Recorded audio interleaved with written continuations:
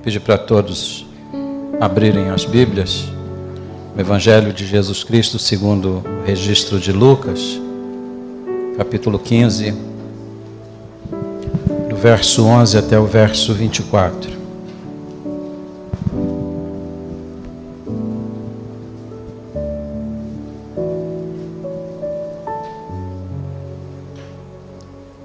Lucas 15, verso 11 a 24, narra aquela parábola que é a mais famosa das parábolas contadas por Jesus. Se alguém do seu lado não tem um exemplar da palavra de vida seu, compartilhe. A palavra de Deus diz assim, continuou: certo homem tinha 2 filhos. O mais moço deles disse ao pai: Pai, dá-me a parte dos bens que me cabe. E ele repartiu entre eles os seus haveres. Passados não muitos dias, o filho mais moço, ajuntando tudo o que era seu, partiu para uma terra distante e lá dissipou todos os seus bens, vivendo dissolutamente. Depois de ter consumido tudo, sobreveio àquele país uma grande fome, e ele começou a passar necessidade. Então ele foi e se agregou a um dos cidadãos da terra, e este o mandou para os seus campos a guardar porcos.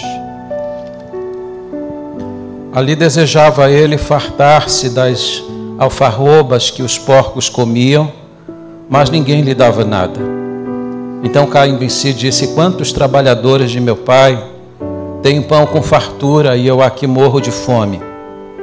Levantar-me-ei, irei ter com meu pai, lhe direi: Pai, pequei contra o céu e diante de ti. Já não sou digno de ser chamado teu filho. Trata-me como um dos teus trabalhadores. E levantando-se foi para seu pai. Vinha ele ainda longe quando seu pai o avistou, e compadecido dele, correndo, o abraçou e beijou. E o filho lhe disse: Pai, pequei contra o céu e diante de ti, já não sou digno de ser chamado teu filho. O pai, porém, disse aos seus servos: trazei depressa a melhor roupa e vestiu. Ponde-lhe um anel no dedo e sandálias nos pés. Trazei também e matai o novilho cevado. Comamos e regozijemo-nos, porque este meu filho estava morto e reviveu, estava perdido e foi achado. E começaram a regozijar-se. Que Deus abençoe a sua palavra. Vamos orar? Curve a sua fronte onde você está nesta hora. Clame a Deus pela palavra que vai ser exposta e peça a Deus também pela vida daqueles que estão aqui e que, assim como esse moço, precisam ser achados, precisam ser encontrados pelo Senhor, para que hoje, assim como diz Jesus, haja festa, haja regozijo pela salvação de perdidos. Vamos orar. Obrigado, Senhor, pela tua palavra.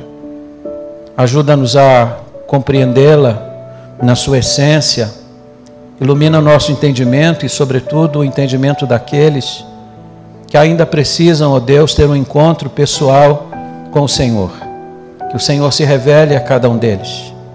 Que o Senhor se manifeste a cada um deles. Que o Senhor lhes dê o dom da fé para crer. Que os seus olhos sejam abertos e os seus corações sejam dilatados diante da tua voz. É a oração que eu faço humildemente em nome de Jesus. Amém. Por favor, tome assento.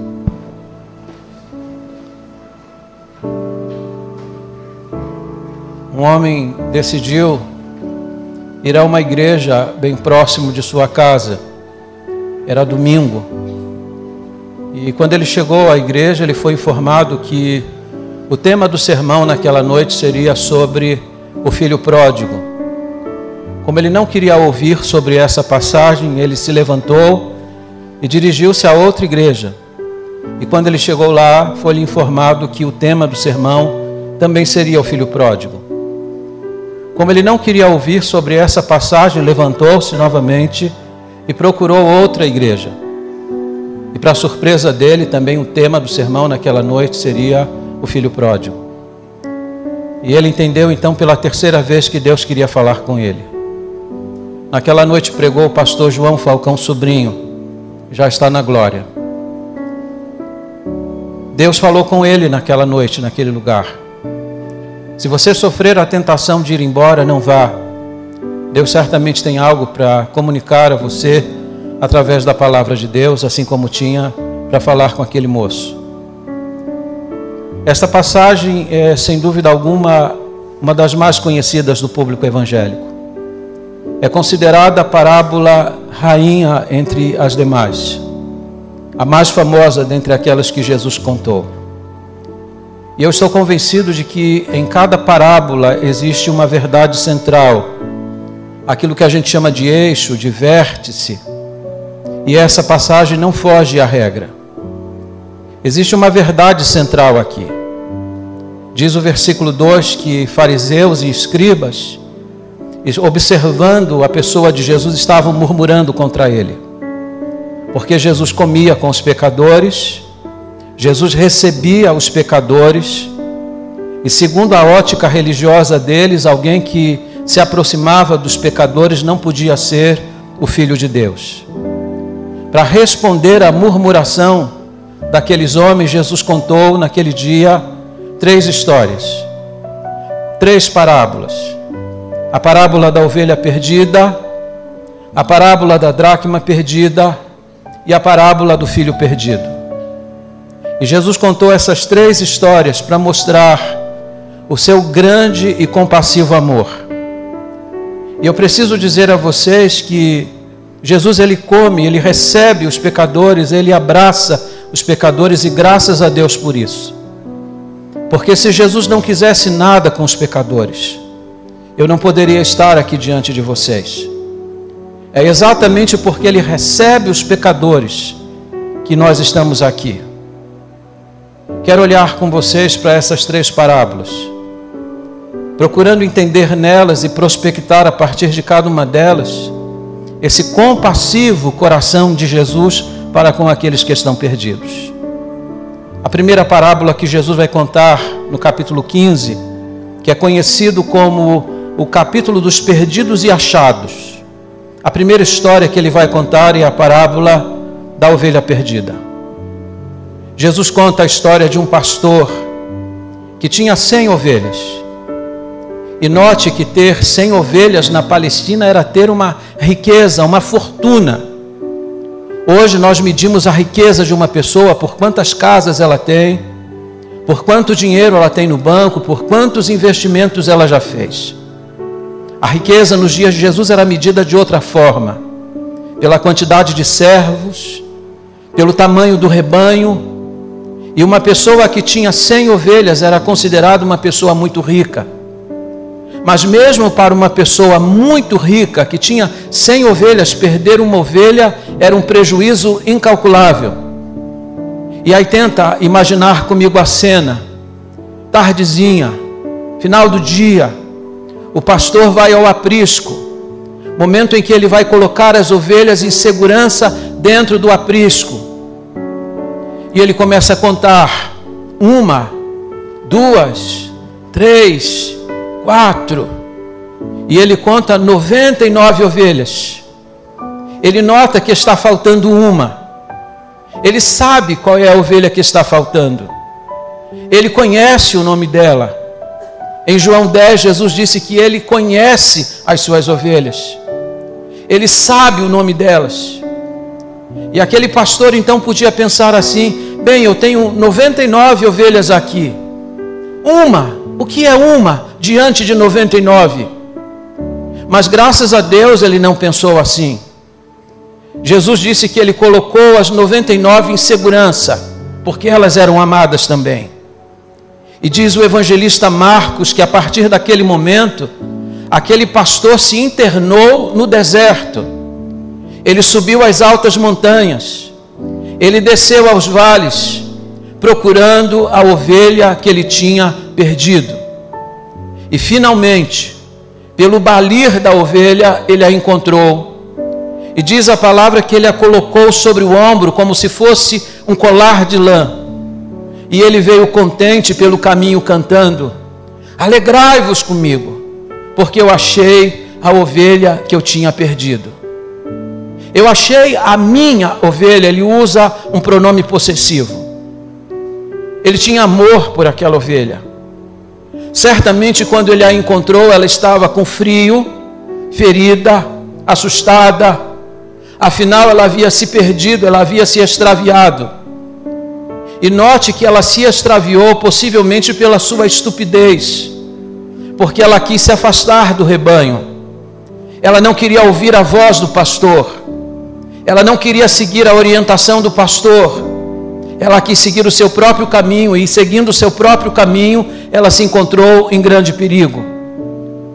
E diz a Bíblia que a partir daquele momento o pastor convida seus amigos e vizinhos para fazer uma festa, porque ele achou a ovelha que tinha perdido.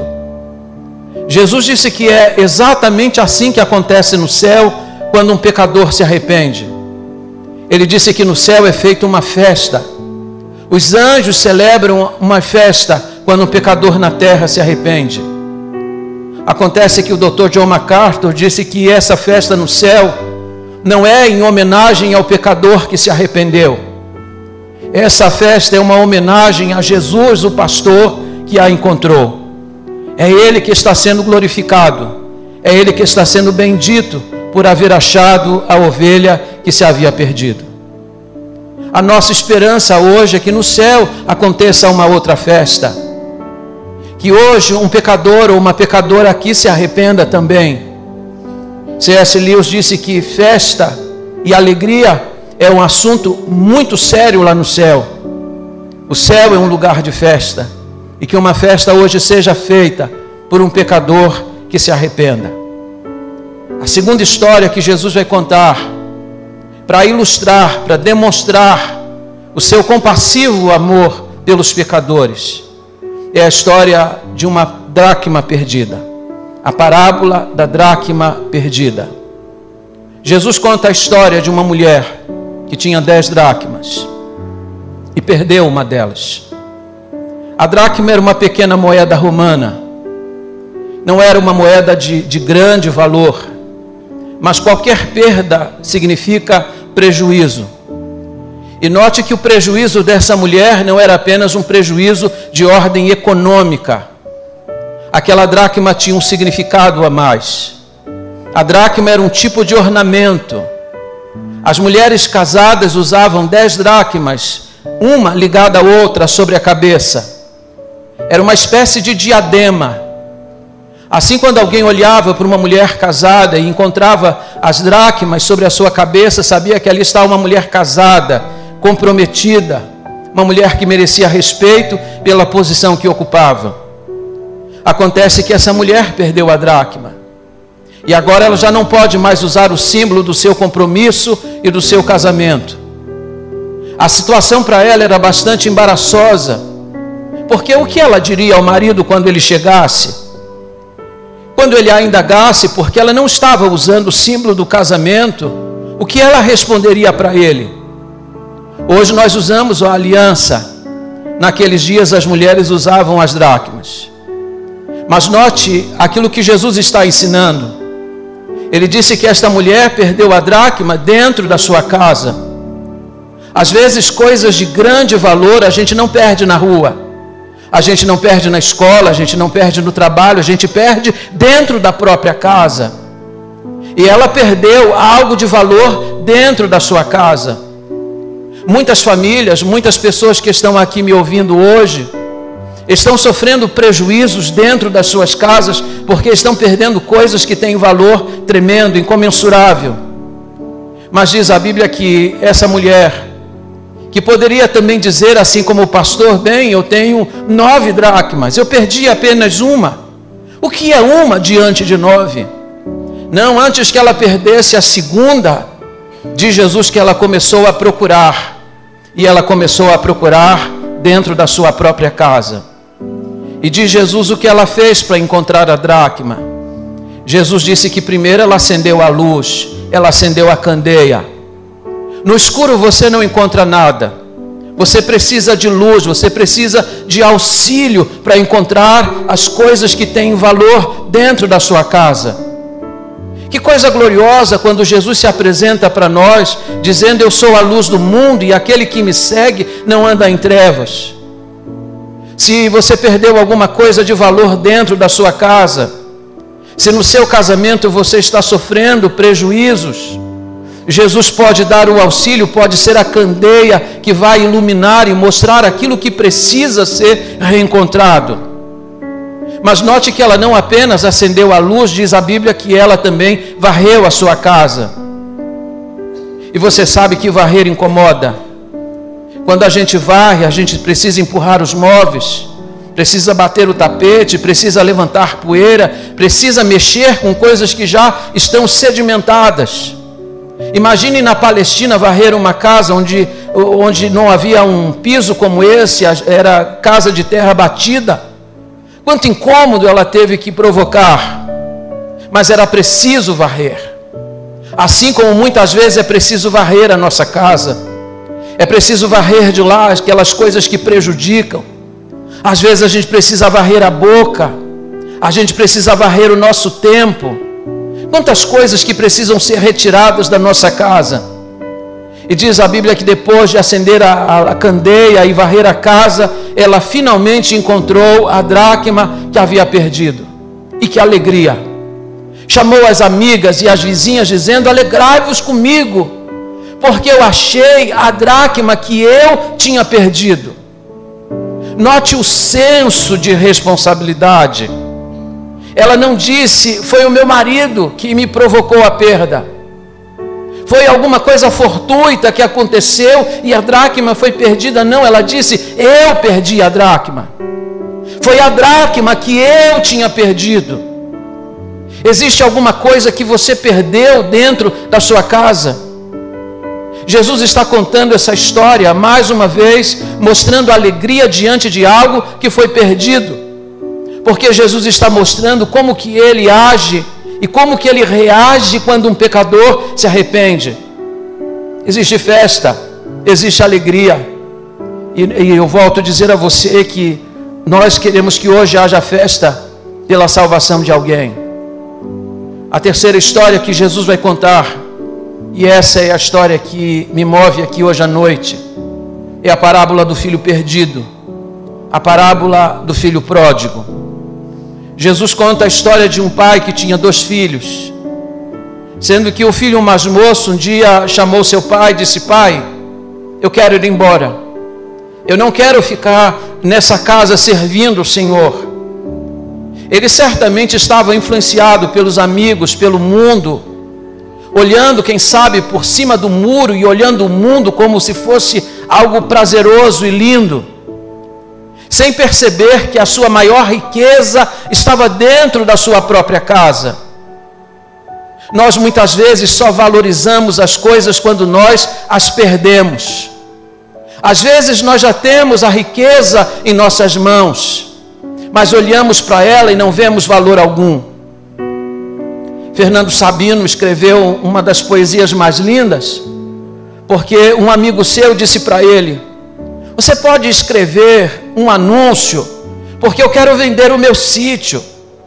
E você é um escritor e certamente você vai conseguir descrever o meu sítio, e aí então eu vou vendê-lo com mais facilidade.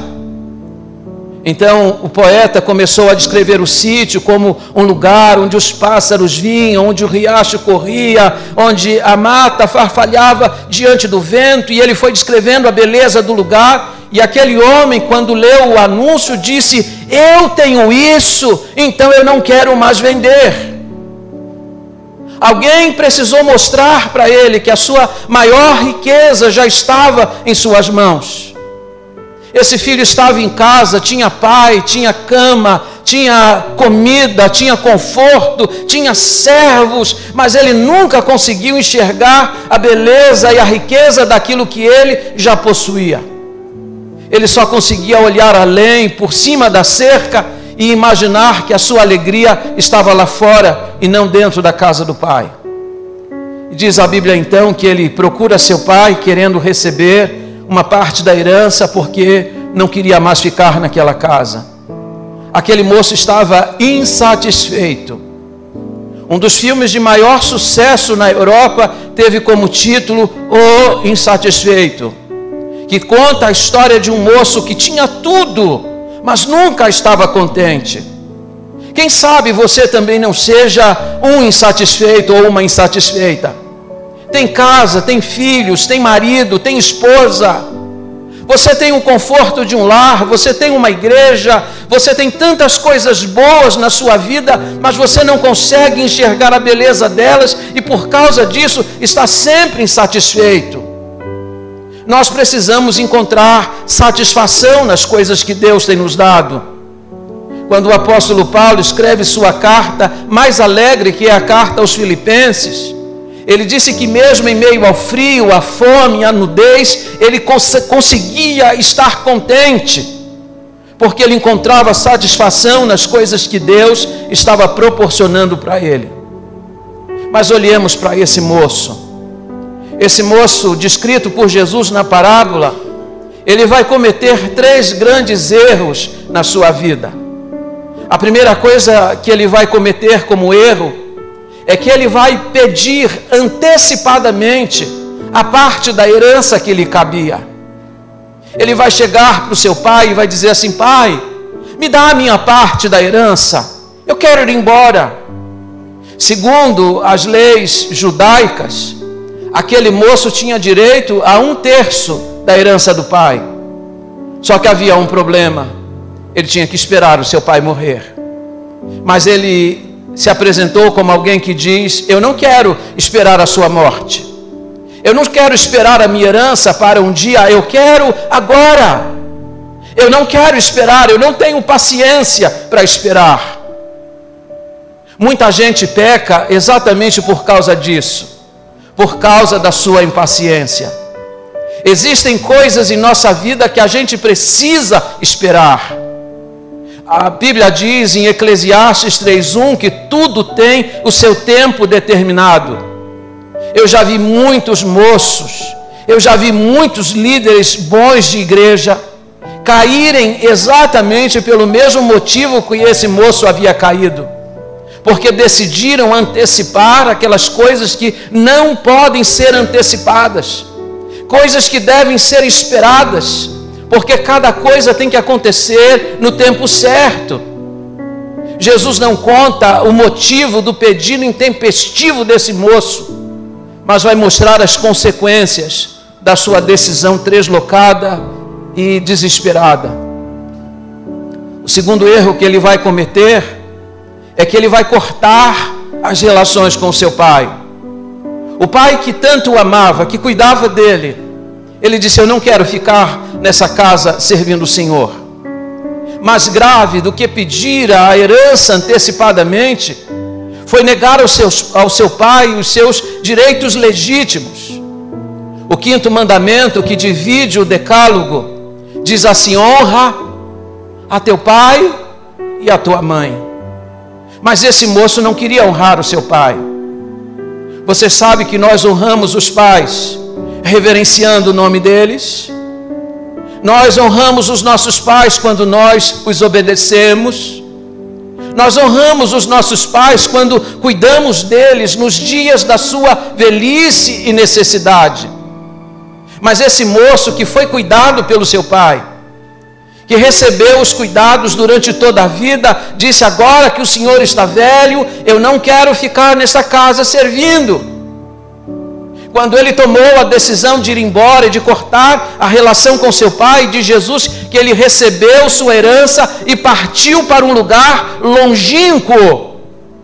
Ele foi para o lugar mais longe possível dos olhos do seu pai. Talvez ele tenha ido para Alexandria, ou talvez para Roma, ou talvez mesmo para a Babilônia, que era o lugar onde se propagava a maior depravação moral dos seus dias. O fato é que ele não queria ficar em casa. O fato é que ele não queria honrar o seu pai. Não admira que a história dele tenha terminado de uma forma tão trágica. A Bíblia diz: este é o primeiro mandamento com promessa. Honra teu pai e a tua mãe, para que te vá bem, para que seja longa a tua vida sobre a terra. Paulo diz que este é o primeiro mandamento com promessa. Filhos que não obedecem aos pais, filhos que não honram seus pais, não podem desfrutar da promessa. E esse moço sofreu na sua vida, exatamente porque quebrou o 5º mandamento do decálogo. O terceiro grande erro que ele vai cometer é que ele vai dissipar, e ele vai viver dissolutamente. Diz a Bíblia que ele recebeu a herança. E note que ele recebeu a sua parte da herança no momento mais difícil e complicado da história. Porque diz a Bíblia que quando ele recebeu a sua herança, houve uma grande fome naquela terra. Era um tempo impróprio para negócios. Era um tempo impróprio para agir de forma deslocada com os recursos financeiros. Mas ele partiu com o bolso cheio. E você sabe que quando o bolso está cheio, o que não faltam são companheiros, amigos. E logo ele foi cercado de muitos amigos. Mulheres, homens bêbados, todos queriam estar com ele, afinal ele tinha como pagar. Mas diz a Bíblia que aquele dinheiro foi dissipado. E a palavra dissipar nessa parábola é uma palavra muito forte.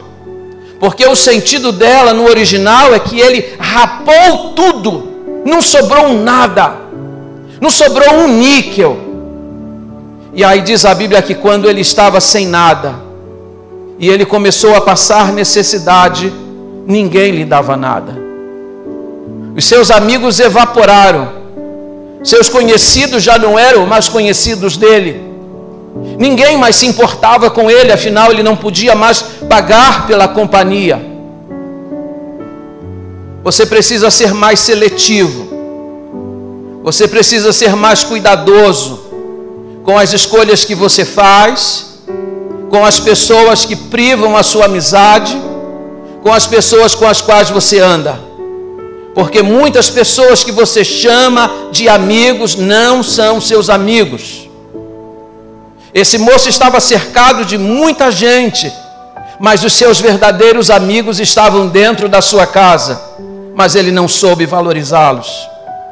E aí diz a Bíblia, quando lhe faltou amigos, quando lhe faltou dinheiro, o único trabalho que lhe restou foi o de criar porcos. Aquilo que os judeus abominavam. Os judeus se referiam aos criadores de porcos como sendo malditos.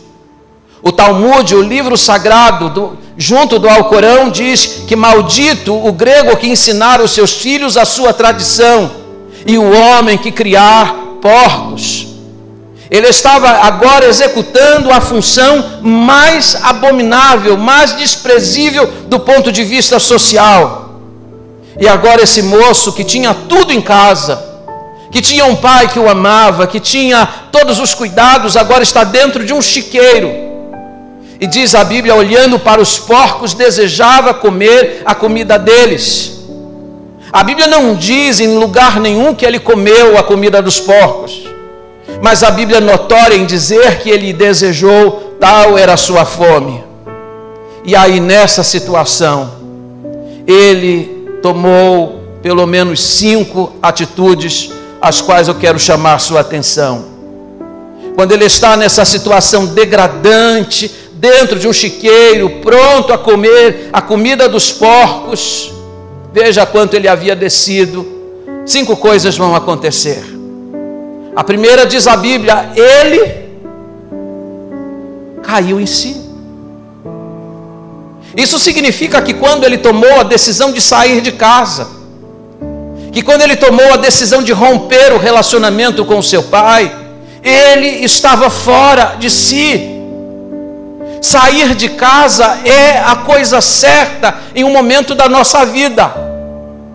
Mas às vezes a pessoa sai de casa da maneira errada. A Bíblia diz no Salmo 127 que os filhos são como herança e eles são também como flechas na mão de um guerreiro. Eu lhes pergunto, para que serve uma flecha? Uma flecha é para ser atirada. Uma flecha não cumpre a sua finalidade se ela é guardada. A Bíblia diz que os nossos filhos são como flechas, portanto nós precisamos atirá-los para longe. Uma flecha precisa ser atirada no alvo certo. Existe uma hora para sair de casa, mas precisamos sair com o alvo certo. Casamento, vida profissional, vida acadêmica, não sair como ele saiu. Mas ele, agora dentro de um chiqueiro, diz a Bíblia, vai cair em si. Muita gente já saiu de casa, muitos maridos saíram de casa, muitas esposas saíram de casa, mas numa atitude louca, porque estavam fora de si. Mas diz a Bíblia, graças a Deus, ele caiu em si. Segunda coisa, ele vai assumir a sua culpa. Diz a Bíblia que ele começa a ensaiar um discurso para dizer para seu pai. E o discurso dele era esse: Pai, eu pequei diante do céu e diante de ti. Note a honestidade dele, porque a honestidade dele é semelhante à da mulher que perdeu as dracmas. Ela disse, eu perdi as dracmas. Esse filho vai dizer, eu pequei. Ele podia culpar os amigos, ele podia culpar o mundo, ele podia culpar as cidades para onde ele foi, mas em vez de culpar os outros, ele culpou a si mesmo. Eu pequei. Nós temos a tendência de transferir as responsabilidades dos nossos atos. Temos dificuldades para assumir a responsabilidade diante dos nossos pecados, mas ele assumiu a sua responsabilidade. E note que ele reconheceu que o seu pecado, antes de ser contra seu pai terreno, seu pecado antes era contra o Pai celestial. Eu pequei diante do céu. A terceira coisa que ele vai fazer aqui é que ele vai decidir voltar para casa. Ele diz assim, levantar-me-ei e irei ter com o meu pai. Ele tomou uma decisão importante na sua vida. Ele está dizendo, eu vou colocar o meu pé no caminho da reconciliação. Ele engoliu seu orgulho, porque ele teria que admitir para o seu pai que a sua decisão de sair de casa foi uma decisão errada. Ele teria que ser muito humilde para reconhecer isso. Eu conheço pessoas que dizem assim, eu admitir que eu estou errado, eu prefiro morrer do que admitir. Mas ele admitiu, ele disse, eu vou me levantar e eu vou voltar para o meu pai. Você nunca deve hesitar em colocar o seu pé no caminho da reconciliação. Talvez você tenha que suprimir e engolir o seu próprio orgulho, mas faça isso. Faça o caminho de volta. Tenha coragem para pedir perdão àquele que lhe ofendeu, ou que você ofendeu. Quarto lugar, ele se levantou e foi. Uma coisa é você dizer, eu vou me levantar e irei. Outra coisa é você se levantar e ir. Tem gente que planeja a vida inteira e nunca executa. Tem gente que elabora um plano na mente, mas nunca o coloca em ação. O arrependimento não é quando você diz simplesmente eu errei. Arrependimento é quando você toma a iniciativa da reconciliação. Ele se levantou e foi, e exatamente quando ele se levantou e foi, que o seu arrependimento tomou corpo e forma. Ele agora estava no caminho de volta para casa. Quinto lugar, ele não exigiu nada. Ele disse, eu vou falar com meu pai, e vou dizer assim para o meu pai, pai, trata-me como um dos teus trabalhadores. Eu sei que eu pequei. Eu sei que eu rompi com o Senhor. Eu perdi o meu direito de filho. E eu não peço para o Senhor me receber, mas como filho. Mas por favor, me receba simplesmente como um dos teus trabalhadores. Porque quando ele estava lá no chiqueiro, ele lembrou assim, veja, eu aqui quase comendo a comida dos porcos, e os empregados do meu pai têm pão com fartura. Os empregados do meu pai estão numa situação melhor do que eu, que sou filho dele, e eu vou pedir para ele me receber, pelo menos como um dos seus trabalhadores. Veja que ele está bastante quebrantado, não tem condições de exigir absolutamente nada, assim como você não tem como exigir nada de Deus. Você é um pecador como ele, você é tão miserável quanto ele. Você não tem condições de chegar aqui e dizer: oh, se Deus fizer isso, então eu vou ser dele. Se ele fizer isso que eu estou falando, então eu vou me render a ele. Você não tem como estabelecer condições para Deus. Simplesmente chegar diante dele como um pobre pecador arrependido, dizendo: eu não tenho direito a nada, Senhor, tenha misericórdia da minha vida. E agora veja, quando esse moço colocou o pé no caminho da reconciliação, 4 coisas vão acontecer e eu vou terminar com elas.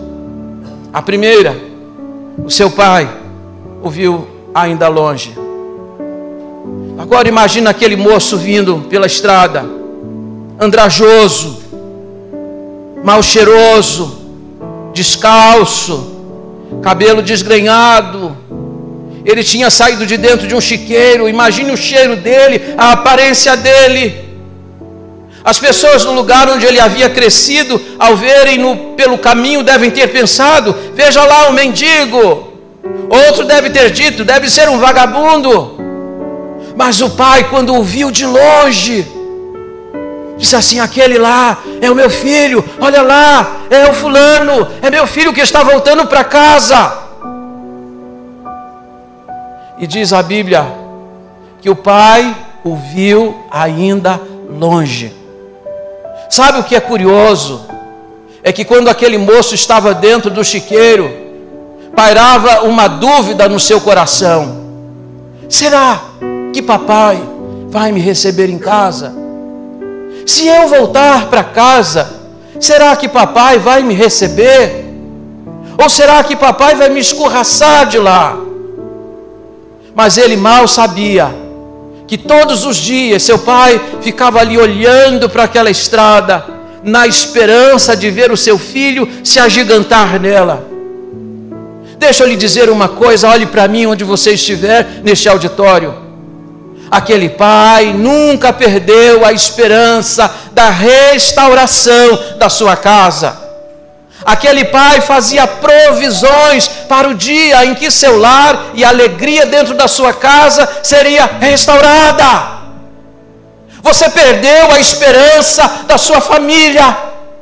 Você perdeu a esperança de ver a sua família de volta, de pé, alegre, contente. Nunca perca a esperança, porque esse pai não tinha perdido. Esse pai está lá olhando.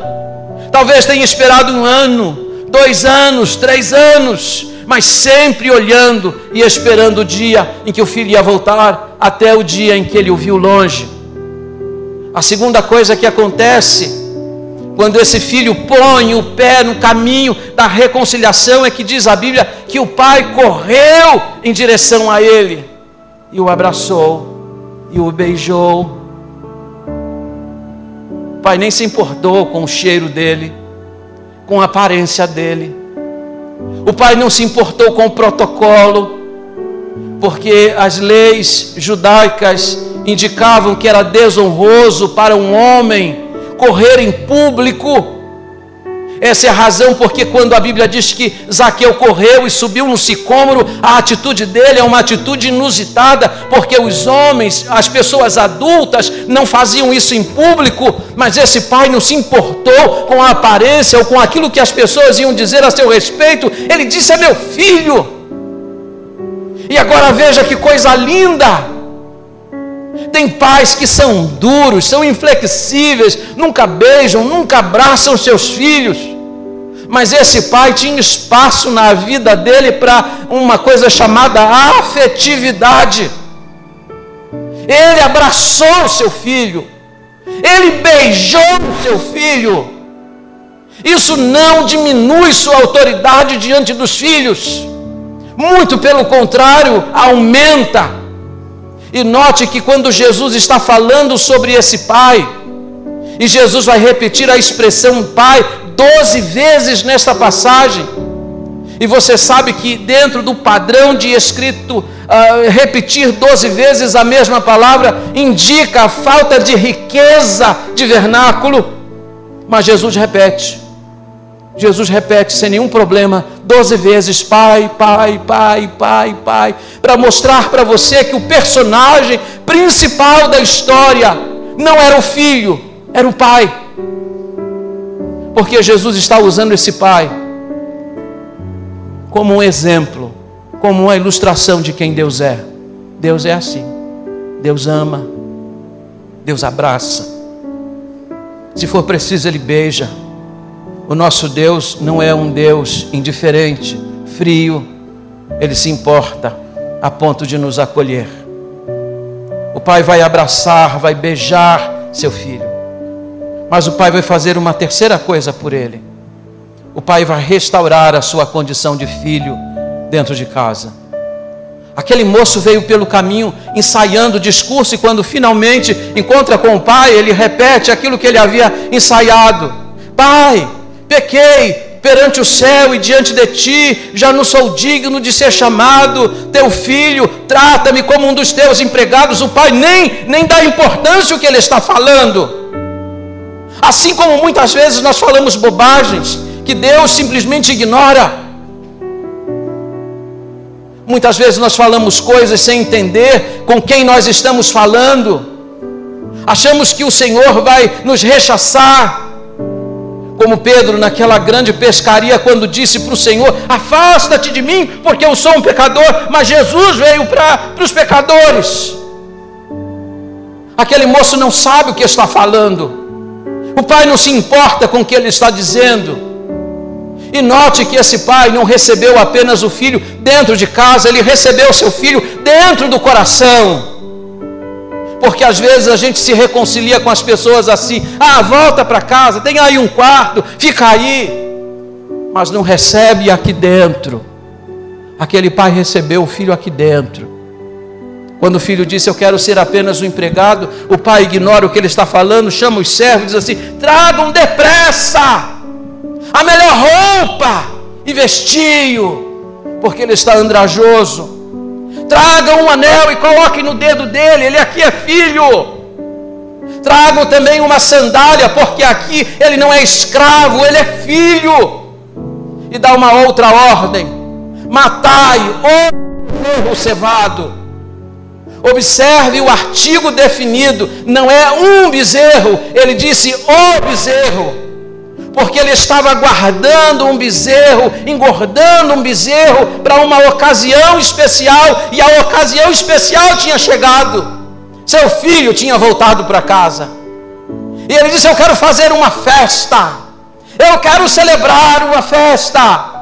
Prepare um grande banquete, chamem os amigos e os vizinhos, porque eu quero celebrar a volta desse filho, porque ele estava perdido e foi achado, estava morto e ressuscitou.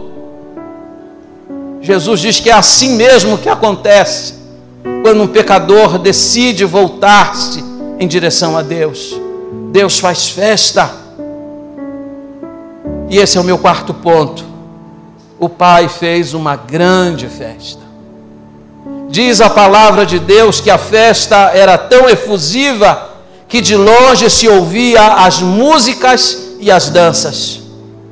O filho mais velho, que não estava em casa, ouvindo as músicas que vinham de lá, percebendo o clima de festa que havia em casa, nem se aproximou.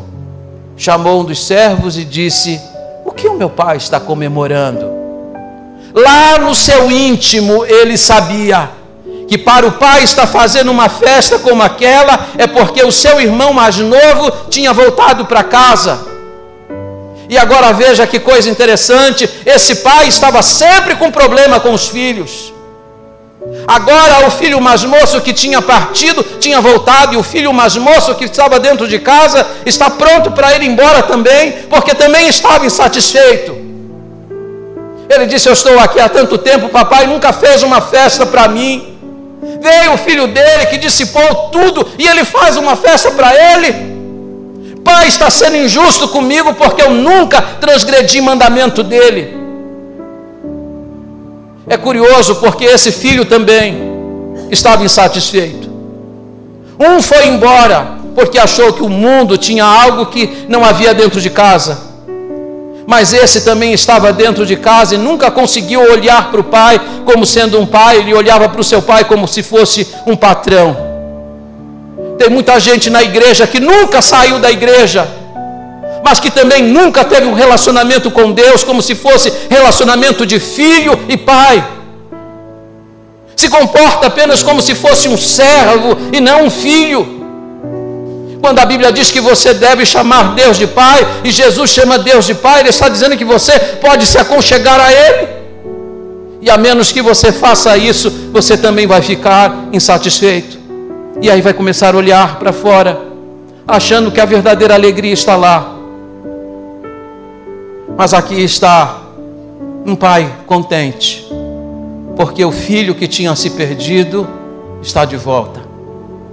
O filho que tinha morrido havia ressuscitado. Que haja festa no céu hoje por algum pecador que se arrependa. Todos que estão aqui um dia foram achados.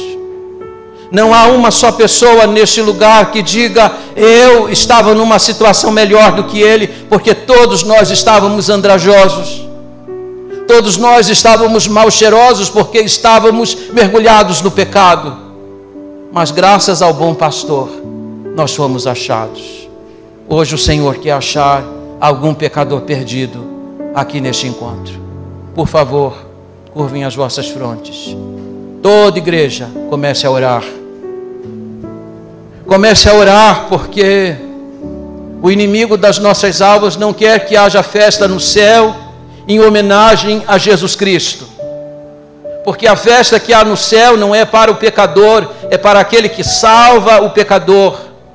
Os anjos querem celebrar em homenagem a Jesus Cristo, mas Satanás não deseja isso.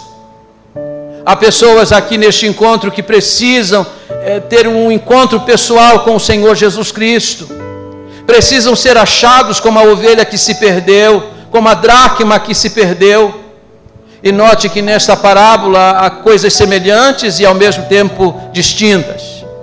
A ovelha se perdeu por sua estupidez. A dracma se perdeu por falta de cuidado. Mas o filho se perdeu por causa da sua própria decisão. Há pessoas aqui que estão perdidas porque tomaram a decisão de se perder. Mas o Senhor quer achá-las, quer salvá-las, quer ajudá-las. Ore por elas nesta hora. Eu quero perguntar aqui, solene e corajosamente: há alguém aqui dentro deste recinto, aqui embaixo ou lá na galeria? Você é o pecador que precisa ser achado e você sabe que você é um pecador. Você sabe que se partir agora para a eternidade, você vai se encontrar perdido por toda a eternidade. Mas não precisa ser assim. Você pode colocar o seu pé no caminho do arrependimento e voltar-se para o Senhor. E diz a Bíblia que o Senhor não está longe. Há alguém aqui hoje à noite dizendo: pastor, eu quero entregar o meu coração a Jesus Cristo, eu quero pedir ao Senhor que perdoe os meus pecados. Eu não exijo nada, porque eu não tenho nada para exigir, eu tenho apenas para pedir. Eu quero a misericórdia de Jesus na minha vida. Há alguém aqui? Levanta bem alto a sua mão e abaixe onde você está neste auditório, e eu vou orar por você em seguida. Em nome de Jesus. Você não é crente, mas está tomando a decisão ao lado de Jesus nesta hora. Levanta bem alta a sua mão e abaixe. Alguém aqui neste auditório: pastor, eu já fui da igreja, meus pais me criaram na igreja, eu já trabalhei na igreja, mas eu, como o filho pródigo, comecei a olhar para o mundo e achei que o mundo era melhor do que a igreja. E isso só fez com que eu me afastasse, eu me perdesse. Mas eu quero voltar para o Senhor nesta hora. Eu quero voltar para a comunhão da igreja. Algum crente afastado, excluído, tomando a decisão de voltar para a comunhão da igreja do Senhor? Levanta bem alto a sua mão e abaixe, e eu vou orar por você em seguida. Eu não posso me demorar. Há alguém aqui? Tomando esta decisão, levanta bem alto a sua mão e abaixe, eu vou orar em seu favor. A igreja em pé, por favor.